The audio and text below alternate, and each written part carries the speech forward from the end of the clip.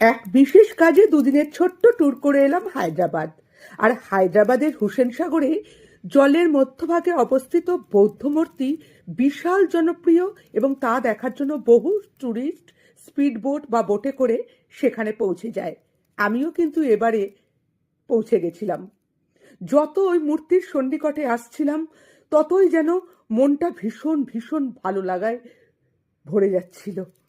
সত্যি কি সুন্দর! অসীম জলরাশির সৌন্দর্য উপভোগ করতে করতে পৌঁছে যাওয়া যায় জলের মধ্যভাগে অবস্থিত ওই বুদ্ধ মূর্তির সামনে।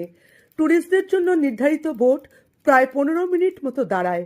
তার মধ্যে সবাই ছবি তুলে ওই বোটেই ফিরে আসে ওই ভারী সুন্দর বুদ্ধ মূর্তি দর্শন করে।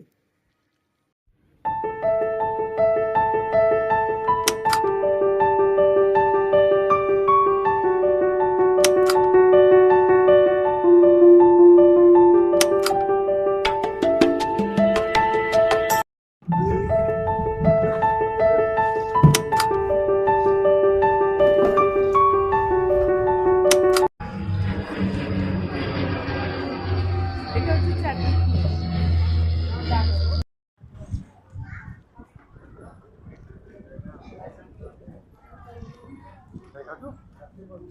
হায়দ্রাবাদ অনেকবারই এসেছি শুটিংয়ের জন্য, বেড়াতেও, কিন্তু কোনোবারই আমার এই বোটে করে হুসেন সাগরেও আসা হয়নি আর বুদ্ধ মূর্তিও দেখা হয়নি, যেটা এবারে কাজে এসে হয়ে গেল।